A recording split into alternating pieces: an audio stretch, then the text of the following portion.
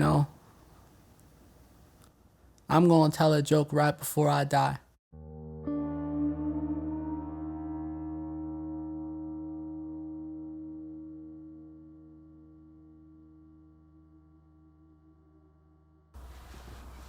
I was your typical black guy from the South on the DL, down low. I would have to change up my mannerisms just to make sure that I wasn't perceived as gay. I was just, it was just one of the guys. I was playing the part. Everything was built off of this false, this false way of existing. I ended up getting married to a woman, actually a white woman. I loved her as a human, but I knew it was on false pretenses. I think what really attracted me to her was the fact that she was just always into sports, just active, and that's something that I really looked for in a partner because it's going to push me to be active. So she checked off all these boxes.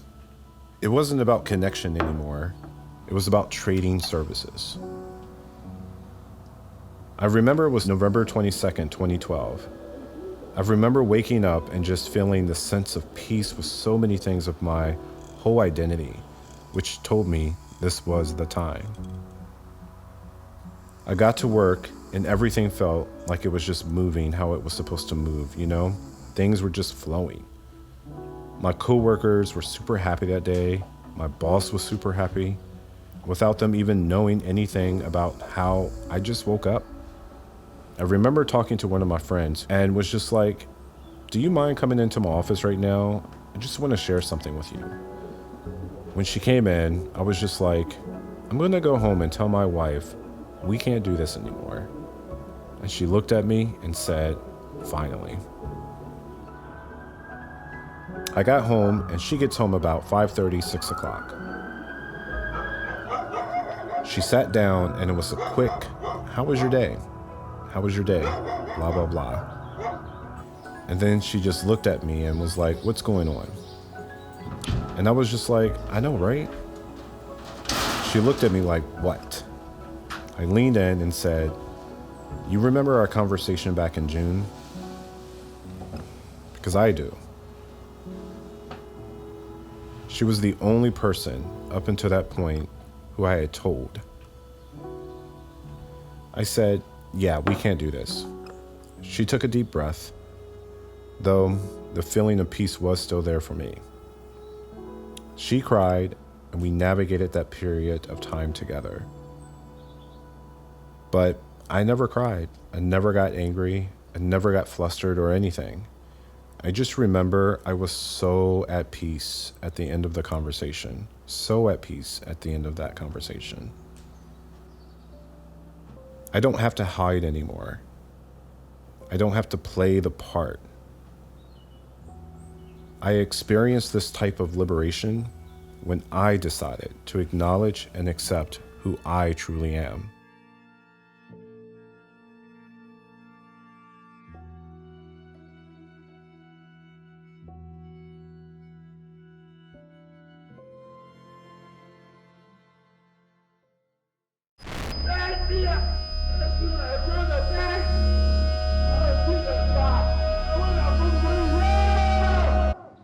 I've always seen it from the outside.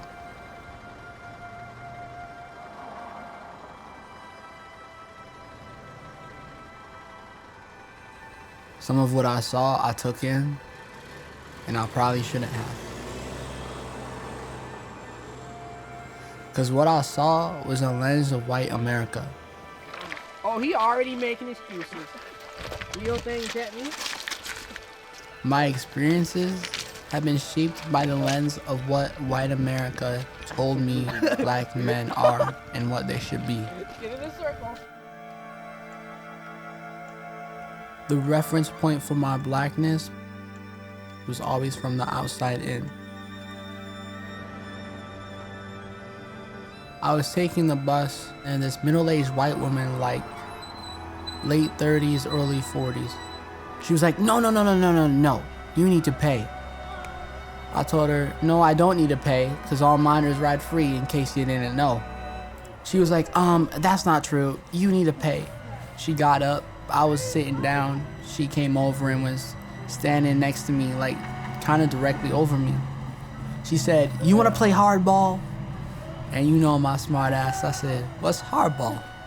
She was like, you know what it is. You don't even look like you're in high school. You look like you're in your mid-20s. And at this point, I was just messing around with her. I appreciate that, but the beard whiskers are still coming in, I told her. She just wouldn't leave me alone. There's an adultification of black youth. It's like we can't just exist in our age, or we can't just exist in our innocence. If you know me, you know I love to play. I love to goof around. She said to me, well, you entered the wrong door of the bus, and that's what made you look suspicious. That's the moment I was like, oh, and there it is. The word suspicious is all it took. I knew this really wasn't about the bus. That experience was crazy to me, because to have that energy thrown in your face is a whole different game. See, it's different being black. We have to be aware of how we have fun, who we have fun with, and when to have fun. This childlike innocence is different. And, you know,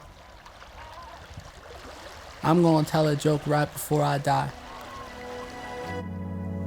I'm just a kid staring in the mirror, laughing at my own jokes just to make myself feel better. I'm just a kid looking for a future.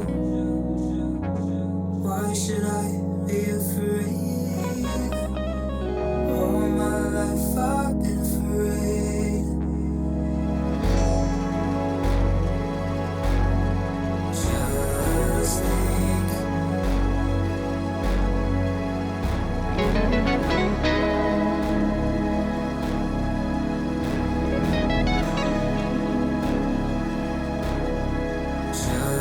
Just think.